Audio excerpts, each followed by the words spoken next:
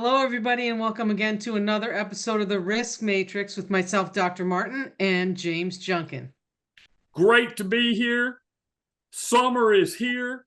I'm a summer person. Just got back from the beach. So all of our listeners that were at work last week, I was at the beach. Eat your hearts out, safety people. And today we have with us Tiffany Rice. She's an assistant professor at West Virginia University Safety and Health Extension Service. And she serves as the assistant director of the National Resource Center OSHA Training Education Center. She's the oil and gas safety specialist for WVU and program administrator of the WVU SafeLand USA program. She also serves on the board of SafeLand Inc., which is a nonprofit organization dedicated to creating and maintaining the oil and gas industry's gold standard orientation. With over 100.5 million workers trained in the safety fundamentals course. That's pretty impressive. Over 180 oil and gas companies require SafeLand USA orientation to help ensure worker safety. Tiffany, thanks for being on the show. James is just going to give us a little note from our sponsor because we do have sponsors in addition to being powered by Veriforce. Tiffany, welcome to the show today. I'm super excited. Not only are you an outstanding safety professional that volunteers on things like SafeLand USA's board of directors, you're also a great friend and an awesome colleague and dedicated to the same mission Dr. Martin, myself, and Veriforce is to get workers home safe from high hazard jobs. But this episode of the Risk Matrix powered by Veriforce is sponsored by the National Association of Safety Professionals. Often we refer to them as NASP, right? NASP provides market-leading training and professional certifications to industry professionals in the environmental health and safety fields. The primary mission of NASP is to provide safety professionals and individuals who are required to meet regulatory requirements with innovative training opportunities. NASP offers online and instructor-led courses, all while earning valuable IACET accredited CEUs. NASP also offers the Certified Safety Director designation and the Master Safety Professional certifications, which are accredited by ANSI. And, just to throw this here on the end, both Dr. Martin and myself hold the MSP, and several members of the Veriforce Strategic Advisory Board hold the CSD. So a lot of valuable stuff coming out of the National Association of Safety Professionals. So if you want to check them out, you can visit the offer for Veriforce Network members at veriforcenetwork.com/offers/NASP. Thank you, Eric and the NASP team, for sponsoring this episode of the Risk Matrix. Tiffany. Well, thank you so much for having me on. I'm so excited to talk to Dr. Martin and yourself, James. And again, just appreciate the opportunity. Look forward to this conversation. So Tiffany, I just want to start it off. I actually came up through an OTI in the safety field. I transferred over from environmental consulting into safety at one point in time, and I started taking the courses at OTI up here in New England. And so I'd like if you would start us out by telling us a little bit about the important work that the OTI centers do, and then maybe we can talk a little bit more about what you do in West Virginia. Yeah, sure. So the OSHA Training Institute Education Centers, I like to think of it as it is the kind of the forward-facing training entity of OSHA. And so there are currently 26 OSHA Training Institute Education Centers in the country, spread out all, throughout the OSHA regions. And it's our responsibility to provide OSHA courses to the public. And so several of the centers have consortium partners. Our consortium partner is CPWR, based out of DC. So very cool. They look, very, very different. UTA, I believe a lot of folks are going to be familiar probably in your network with UTA, but spread out all across the country and offer the OSHA, what we call the OSHA numbered courses. So if you want to ultimately become an OSHA trainer for the 10-hour, for the OSHA 30, then you have to go through the OTIECs to be able to conduct that training. So it's I've been a part of the network. As I was the assistant director there for about 3 years, took over the director role here at WVU in December. So went to several OTIEC meetings so far, and it's good work. I can tell you, it's some good things coming out of the group. Well, I want to thank you for the work you do, and not just you, but all the OSHA training institutes that are out there, because there's a lot of good training that goes on at those institutions, whether they're the long courses, whether they're the short courses, whether they lead to, a designation, and different institutes have different designations. But when I got my start in safety, one of the first things I realized was I don't know anything about safety, right? Other than don't get people hurt. And some people would say today, I still don't know a lot of things about safety, but I am a big fan of the long courses at the OTIs. One of my favorite ones I refer to for people that are respiratory protection program administrators is OSHA 2225, the respiratory protection course. That's the long course. And I can't remember, it's 4 or 5 days long, but I came out of that with a lot of knowledge. The electrical courses, it was amazing what you don't know about electricity. So fall protection, competent person, trenching and excavation courses that are out there. So I want to give props to what you guys are doing, because all of those short courses sometimes can help even a degreed safety professional learn more about their craft. It's not just for non-degreed people, right? Oh, absolutely not. So I came out of the master's. I have an undergrad and a master's degree in safety, occupational safety. And when I attended that first 510, 511 course, I was just like, this is where that actually meets the road, right? This is where we start to apply those standards to the industry and start to really learn. And, even going through those programs, I didn't have the experience of networking with safety professionals who have been in the industry for years, right? That you get at an OTIEC. You get folks who have just years and years of safety training and just safety experience. And so coming in as a new graduate, I was just like you, James, just blown away of how I could deep dive into these specialty topic courses. I could do 3 days of fall protection and just learn all of the ins and outs and how to apply that program, how to manage that program better. And you said respiratory protection, that's another one. I mean, as a safety person, oftentimes we're going to be responsible for so many different types of programs. Do we have to be a specialist in it? No, not necessarily, but we need to have a solid grounding and understanding of what it takes to manage this program from start to finish. And yeah, I totally agree with you. You get that from people of experience, right? I mean, at the OTI I went to, they not only had experienced instructors, right? They weren't like all professors. I don't know if that's what it's like at WVU, but they were practicing professionals who were just really, really deeply rooted in their craft or in their specialty area. And then on top of that, first, you gain them as a resource, right? Because all of them were really, really friendly. But they brought in guest people, right? And the guest, in our cranes class, they brought in a professional rigger.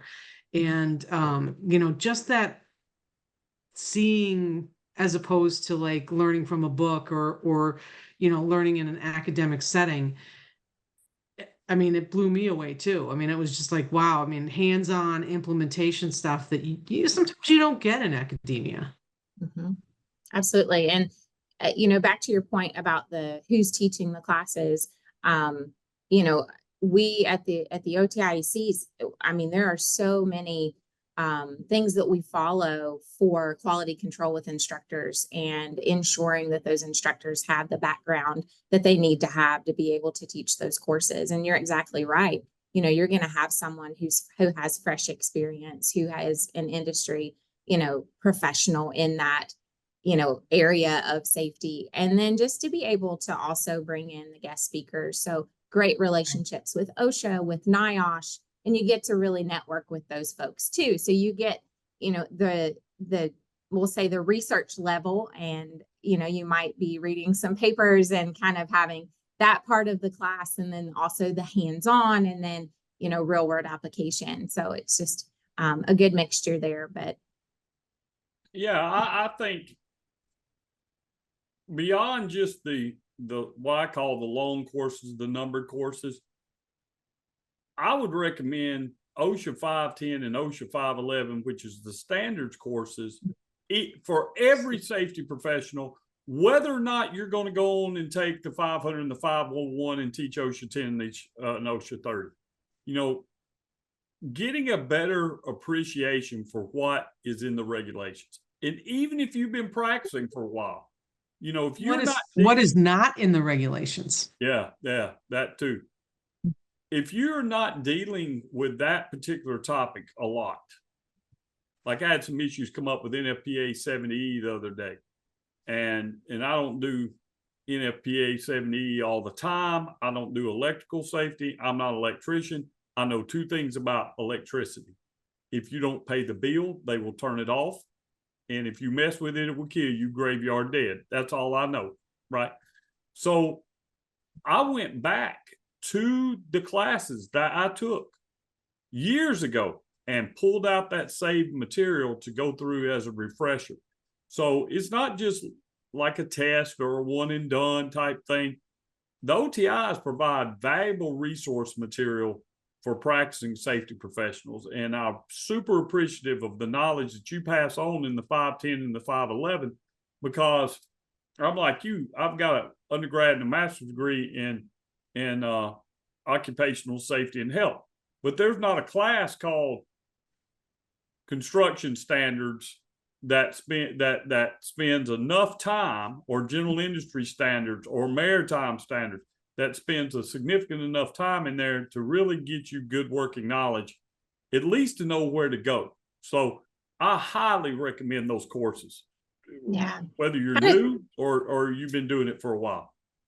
Yeah, to that point, James, one of the most exciting things that we see in the 510, 511 courses, those standards courses, we do it in the 5810 too, or the maritime standards, is, how many safety professionals become in that role, right? Land themselves responsible for safety, who have no idea where to start. So oftentimes, we'll have folks in our classes who, when we open that CFR on that first day, that is the first time that they've ever, looked at regulation. And it is so fun to teach them where to access it, how to work through the standards. And, here's a photo, let's match it with the, he just left. With the regulation. I think he got excited about something, so he's coming back. James is gone. But I agree with you. Like one of the things that I really enjoyed about the regulations is that there's so much in there and there's so much not in there, right? And when somebody starts to point out how to actually work within that, how OSHA works within that, right? And the little kept secret of incorporation by reference, right? So, that one thing alone just blew me away, right? The incorporation by reference. I was just like, wait, what? Vertical versus horizontal standards. Yes, you learn about it in academia and, in getting a degree, but you just don't learn about it in the depth that at least I got at the OTI. Absolutely. And I exited a moment to get my books. I still keep, right? OSHA, there's all the regulations for the maritime standards, right? Okay. And then we got general industry and construction. So most of us go to the internet now, but I think the internet's a bad place to start. And just grabbing this book, I was able to go back and pull out here in the maritime class I had 1915 standards workshop. where they gave you a quotation like this one. The employer shall ensure that hot work is not performed in or on any of the following confined or enclosed spaces and other dangerous atmospheres, boundaries of spaces, or pipelines as the work area has been tested and certified by a marine chemist or a U.S. Coast Guard authorized person that's safe for hot work. And you had to go find where it is. I think that's outstanding because I can't tell you how many times I've been told or asked, I don't think OSHA says that. Show me where it says that. So getting a good understanding of where to find things, how to look it up. You know, I know this to be true because I heard it in a class, but I don't know where to find it. So I'm going to tell you a funny story I tell all my H2S students, right? This happened in OSHA 511 class years ago. So the instructor got up and he said, in 1910-1000, Z Table 2, which lists the permissible exposure limits that you can be exposed to in general industry, right? Which most oil and gas is covered by general industry standards. What is the OSHA PEL for H2S? And I shot my little hand up and I was like, hey, right here, I got it. 10 parts per million. He said incorrect.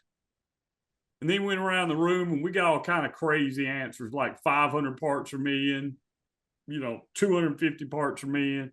He came back to me and I was like, sir, I don't mean to be disrespectful, but it is 10 parts per million. He said, no, it's not. I said, sir, I've got a PowerPoint that says the OSHA PEL is 10 parts per million, right? And he said, that's my point. Let's look it up.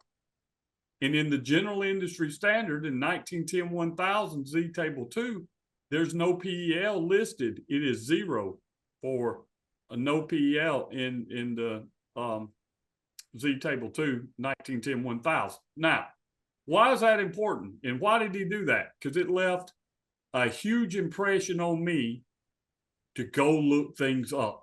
Because just because somebody told you that's what the regulation is, that might not be the regulation. If I had never taken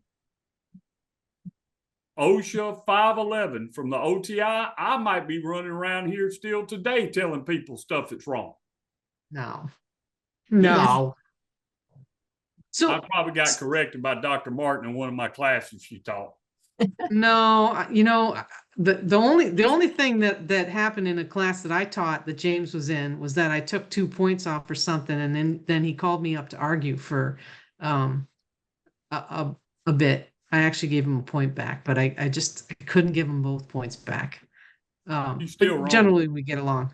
Yeah, I was wrong, apparently.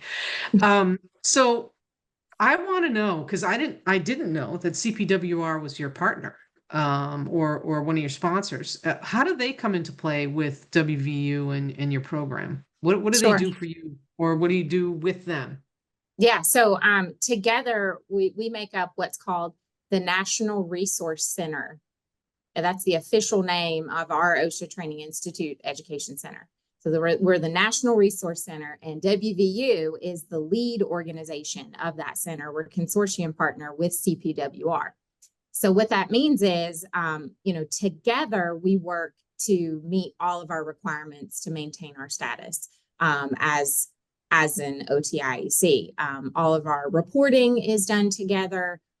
All of our training numbers, and then ultimately the 10 and 30 hour cards are together. So we work as partners there. I love that because we benefit from, as you guys I'm sure are aware, the amazing materials that come out of CPW. Absolutely. Oh, yeah. So I was thrilled just to learn that you were partners with them, just because I mean, I can't tell you how many times that I've been to, and I think it's cpwr.org. I go to their website to grab things, or, infographics, right? And lists of things, I mean, they nanoparticles. When I was learning more about nanoparticles, even in grad school for my doctorate, and I was writing a paper, CPWR had a great area where you could learn about nanoparticles in construction materials. So, I mean, what a great partner to have. Oh yeah, wonderful. I always tell folks, just follow them on social media. obviously on your LinkedIn and things, and just everything that every day, I'm just like that. First of all, it looks amazing. And then second of all, it's such good content. But I had the pleasure of getting to know them a little bit better on a research grant. If you're familiar with Foundations of Safety Leadership, that came out, we're going to say about 2016. So around that time, CPWR had a grant to develop that program and test it. And I got to be the instructor and test that out on some construction projects in Pittsburgh. And fun. I love teaching leadership, so it was a dream come true. And OSHA I believe it was January of 2017, once they heard of the program and reviewed it, they added it as one of the official electives for the OSHA 30-hour construction. That's cool. I didn't know that. I didn't know that you were so deeply involved in that. Fund safety leadership was really a good addition to the courses, the coursework in the 10 and 30 hour. I think is it still elective in the 10 hour? You could use it, some of the parts and pieces of it as an optional topic for a 10 part hour. Of the 30 hour, right? But for the 30 hour, you can use it as an official elective. Yeah. It is a phenomenal course for anybody that hasn't seen it before. I mean, I think you can probably just type in Foundations for Safety Leadership, and the materials, correct me if I'm wrong, are free, right? They're free. They are. So just go on their website and download it. It is found under the research tab because it came out of a research project, but and they continue to update it, continue to add topics. So good resource for everyone. So let me ask you this, Tiffany, because not all of our listeners are safety professionals. Sometimes they're operational folks, people from supply chain, et cetera. And when they hear OSHA, the first thing they think of is enforcement. And so they're like, man, I want my people going to OSHA to be trained. I don't want my people down there dealing with OSHA. It's my understanding that those are two separate parts of OSHA. They may be in the same administration, but you guys don't hear things in classroom discussions and run over to the enforcement people and say, hey, you need to go inspect these folks, do you? No, I mean, it's separate entities. So we fall under the Directorate of Training and Education. So that's the training and education branch of OSHA, and the Training Institute Education Centers fall under that. And also something that falls under that is the OSHA Susan Harwood training grants. So the grant money that comes out from OSHA every single year falls under that same group within OSHA as well. And I think that's good for listeners to know too, is those Susan Harwood training grants another place to find free training. Either if it's a current grant year, we can come to you for free and do the training, no cost. But then those materials go on OSHA's website, and it's just a repository of things that you can walk through and use for yourself in the future. So I'm curious, I don't know if you know the answer to this, but the grant materials, when somebody gets a grant and they create the materials and they go to OSHA, who reviews them? Like, do you review them? Do the centers review them? Yeah, no, the centers don't review them. Several of the centers apply for the grants to develop various training. Now, the Harwood grants, there's targeted topic grants, there's capacity building grants. So there's lots of different types of grants. But I can speak from the targeted topic, and that is, we go after the oil and gas hazards grant usually every year. And I'll tell you, we're the only ones getting it every year. The only one listed under oil and gas. Well, you're right in the heartland there of oil and gas, right? And you do train a lot of oil and gas safety professionals. So I mean, I don't know who you're going to compete against, maybe other than Texas, right? The place Texas. But that's a really good transitional point here, because we did talk about SafeLand, right? And that you're on the SafeLand board, and SafeLand does oil and gas training. So tell us a little bit about what SafeLand does. And just for the listeners, we're transitioning now a little bit from the OTI. We might come back to it, but SafeLand, because we're in oil and gas, and you're the experts. tell us about SafeLand. Yeah, sure. So SafeLand, an organization who's just dedicated to quality training for energy workers and has been doing this. And James kind of was there in the beginning, I believe, speak to it maybe a little bit more eloquently than I will here, but an organization. Oh, I doubt it. I'm from Alabama. I You're doubt doing it. really good.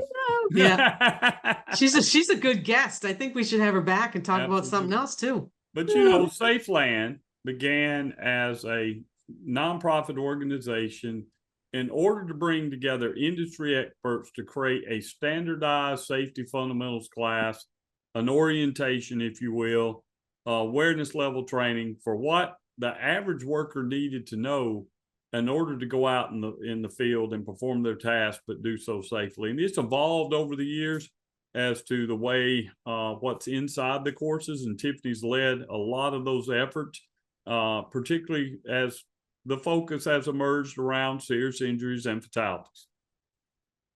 So things like IOGP's life-saving rules, that was something Tiffany and the board that's in place now was very passionate about, formulating life-saving rules to bring workers home safe. Absolutely. I love, SafeLand getting the start with the orientation program. And, through the years, being able to have a program that is solely geared towards getting folks familiar with the hazards of this industry. And for so many operators to buy into that and to say, yes, we don't want anyone stepping on this site before they are aware of what the hazards of this industry are. And, without that kind of firm stance, oftentimes you just have folks who have limited training altogether. We see that all the time, Or no training. Or no training, right? So, I love SafeLand's mission in that way, is let's provide a standardized training to where we know the workers that are coming onto our site have this orientation level training. Well, thank you for your service on that board. It's meant a lot to over 1.5 million workers have been trained. That's a lot. That's a lot. That's a lot. I thought I trained a lot of people, but nowhere near 1.5 million. But it's made a difference in people's lives and getting workers home safe. So thank you for your service. So let me ask you this. You or James probably know the answer, right? So SafeLand was founded when? 2005. 2005. Okay. And how many serious injuries and fatalities are tracked the SIFs in the oil and gas industry? But do you think that you've helped make a dent? Well, I can answer it this way. When all this started about SIFs, we can have this debate about what a S is, right? And we're still having this debate today about what a S is. We understand what a fatality is. Over the years, we've tracked that as part of the total recordable injury rate. And there is a significant difference between those in the oil and gas industry who are using SafeLand as a safety fundamentals course and those who are not. And that's what I was asking. There is about, and depending on the year, there's about a 68% difference in total recordable injuries from those who are not doing a safety fundamentals class like SafeLand. So it's pretty significant. We're pretty proud of that, Wow. What's included in the curriculum for SafeLand? Yeah, James, I can take a stab at that if you want to. So lots of different areas of focus. Like James said, in 2021, it was shifted to where it's structured around IOGP's life-saving rules. And so we're talking about things such as struck bys, electricity. We're talking about pressure. We're talking about, HAZCOM, respiratory protection, PPE, hitting kind of a baseline level of all the things that you would need to know if you stepped out on a gas site to know, okay, what do I need to stay away Keep from? your eyes open. Right? What are the hazards of the industry? And And, you know, each program is a little bit different too. You know, the Veriforce's program, Energy Training Council's program with Tara Porter there, based out of Oklahoma, and then our program here at WVU. All look a little bit different, maybe in the way that they're delivered, but the overall curriculum is structured to where it meets what we call the SafeLandine standard, and we all develop our programs to meet that you know, that ultimate standard. So WVU also offers SafeLand as part of your suite, right? What else do you have anything else in the suite that I don't know about? And you're offering all the OTI courses, you're offering SafeLand. Are there other courses that get offered through you? Yeah, so I mean, we're WVU Safety and Health Extension. So we are a part of the extension service of the university. So WVU is a land grant institution, and our extension service is amazing. And we are in all counties of West Virginia and serve the state of West Virginia. Our biggest thing that we do out of this office at Safety and Health is the OSHA Training Institute Education Center. That's our number one. We're running those courses all over OSHA region. We'll say 3 at this time. That's going to change soon the name. Yeah. But you know, we're offering courses in Virginia Beach and in Pennsylvania, Pittsburgh area, usually in here in West Virginia. But then, yes, I mean, the kind of the second largest piece that we have is our oil and gas related curriculum. So it's the SafeLand training, H2S training, and you know, some other things that kind of fall under there, but have shifted through the years. Outside of that, you know, I'm going to say that that's our two biggest things that we offer. I'm curious because they have a safety program at WVU too, right? An academic program. Do you work with them at all on items or training or students or? Yeah, through the years, our faculty, we've taught various courses they have a master's degree in safety management. And we've taught various courses for them throughout the years. So we connect in that capacity. Their students can come and take our courses, and we kind of share back and forth that way. But we are, you know, our own entity. Extension is usually called the front porch of the university, which means we're the first thing that folks in the community see, and maybe take a training class that are a non-traditional student. And often the non-traditional student says, I'd really like to have a degree, right? Or I'd really like to move towards that. And we can kind of make that connection too, because our OTIEC courses count for college credit at WVU. Oh, that's fantastic. Great. That's great. You know, because I consider myself a non-traditional everything, right? Particularly when it came to academics, but I found a passion for the safety profession in the OTI long courses. Same. And I'm telling you, this is just James's experience. That knowledge that I gained in those long courses, and I'm most proud, y'all call it your CSS program. UTA calls it the CSHO program. Those in depth, I think there's 16 classes. Some of them are 4 days, some of them are 3 days, some of them are 5 days. But the knowledge I gained in those classes set the foundation for me to get the ASP and CSP. The prep work I had to do for those 2 courses, to test rather from BCSP, was very limited because I did it all in my safety classes through the OTI. That's just my story.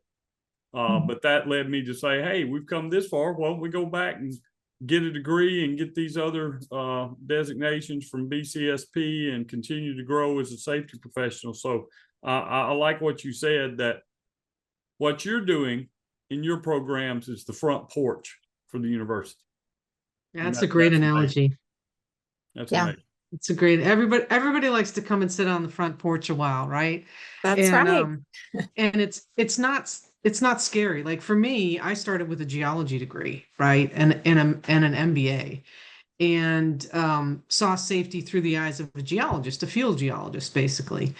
And it was non-threatening to start taking courses in another discipline with the OTI, right? And it prepared me for my master's in safety and ultimately my PhD. And so I'm very thankful for the OTI here in New England for giving me, a kind of a non-threatening way to get involved. And I met a lot of really good colleagues too. A lot of really good colleagues. The professionals that taught the course, I still call upon them Absolutely. because we don't know it Absolutely. all. Several No. members of our strategic advisory board at Veriforce, I met because they were instructors at the OTI. And it's a great resource. That's great. Now, transitioning from that, something we were talking about before we actually started recording, everyone is looking for qualified safety professionals, good safety professionals. Good safety professionals. Absolutely. So talk to us about how WVU goes about, in conjunction with the Outreach Center, creating a network, and how companies can connect to that network if they're looking for qualified safety professionals. Yeah, no. So, I love this topic. I'm so passionate about creating quality safety folks. And it's when you see someone who has been, well, I'm going to use the example of an operations, person who has worked pipeline operations for the last 5 years, right? They're 5, maybe 10 years into their career. They're working on whatever it may be, but in the field, right? They're an operator. And they are interested, kind of start those conversations and have some really good feedback, right, for the safety folks. And then all of a sudden it's like, you know what? You'd make a really good safety person, but they still need to know the regulation, right? They still need to maybe a little bit of understanding and things there. To me, that is what makes the best safety professional, is you take someone who has field experience and then you deep dive them into the type of training that the OTIECs offer.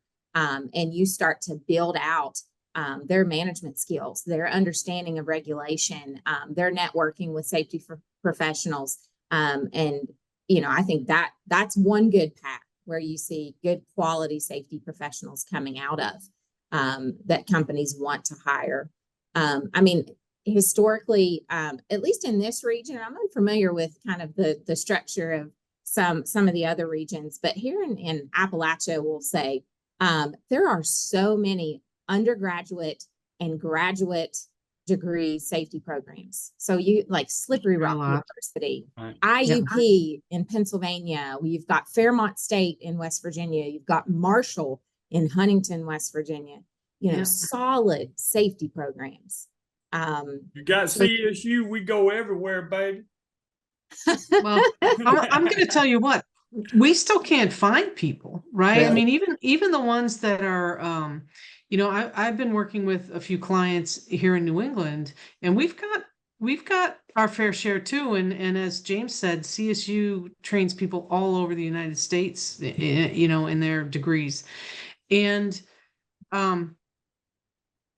the qualifier is good safety people, right? And what makes a good safety person, and usually it's some combination of academics and experience, right? Or solid in both. If they come out of a good university, if they've got a great internship program, that's a bonus. But you also have to know that you also have to have a great mentor in your internship program, or you don't learn anything. So, just from my experience, you can't hire that 5 to 10 year person, and it's hard, right? You must have a good proving ground though, through the OTI. Yeah. So when I'm thinking, when I'm saying that 5 to 10 year person, what we're seeing here at WVU, just an ever increasing amount, are operation folks who want to make a career switch. And Right. that is what I'm seeing as the new safety professional who They're getting the CSHO at UTA. They're getting the CSS at WVU. They're getting, all of this training at, various safety training courses that aren't necessarily, the traditional college route. But they've got that background. They've got that operations background. Now they're getting their, 510, 511. They could read standards. They understand record keeping, and through the They understand the combination, business.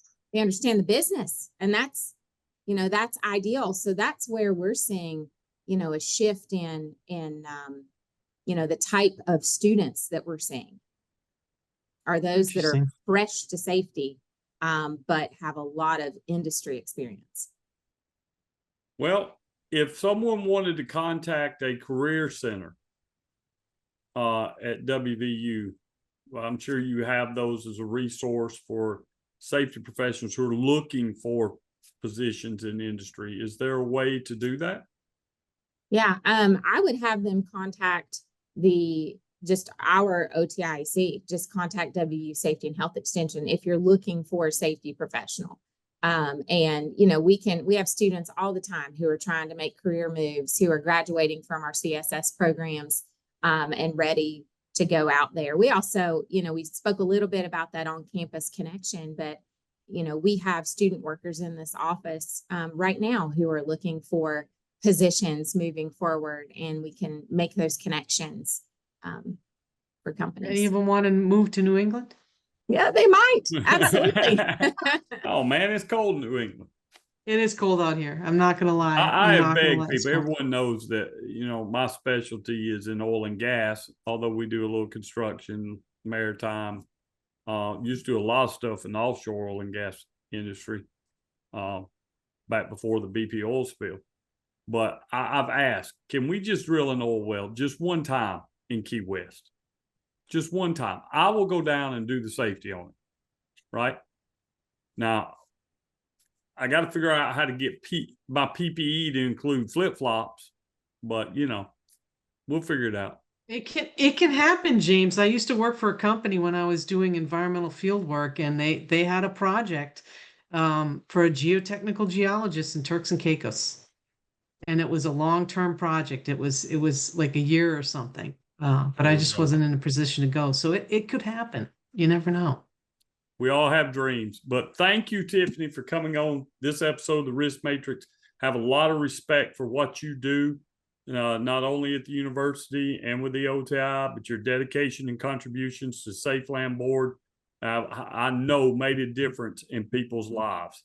We'll never know how many lives that you've saved, right, over the years, but I know that you have made an impact with workers that are out there, not only for what you teach at the West Virginia University, but also your contributions on the SafeLandine board to create a standardized training curriculum. So thank you for that. Thank you for coming on board. Let me ask you one last question. If listeners wanted to get in touch with you, how would they do so? I think you add me on LinkedIn, connect there. And then, Tiffany.Rice at WVU. Mess that up. Tiffany.Rice at mail.wvu.edu. That's the best way. So look me up. Happy to talk to you guys. Tiffany, thank you. Thank you for doing what you do. Keep doing what you do. Bringing workers home safe from high hazard jobs, and training up the next generation, or this generation for that matter. We appreciate you. I thank you all. James, what do we do? Well, what do our listeners do? All of you that listen to us on a regular basis, Tiffany said she is a routine listener of the Risk Matrix, and you should be too. Your mama wants you to listen to the Risk Matrix. So how do you listen to the Risk Matrix? Head on over to Veriforce's YouTube channel. Go on down there to the podcast or video cast are all listed. Hit that like button. Smash that subscribe button. Don't be afraid. Don't be afraid. Hit the subscribe button, right? And if you got Spotify, we're over there as well. You can subscribe at the Spotify channel. It's really easy. It's super cool. Every Tuesday, an episode of the Risk Matrix will drop. Once it's on your phone on Spotify, it'll alert you and let you know when the latest is out there. So we're pretty close. I haven't really kept up we're beating down our 50th episode. So we've been doing this a little bit. So by subscribing, by checking out, you can go back and review from episode 1, back when I used to have more hair. Roll Tide. Roll Tide. And thank you again, Tiffany. Take us out, James. Well, thank you again for coming on board with us today, Tiffany. We really enjoyed the conversation, and thank you to our listeners. Until next time, y'all keep bringing those workers home safe from high hazard jobs. Amen.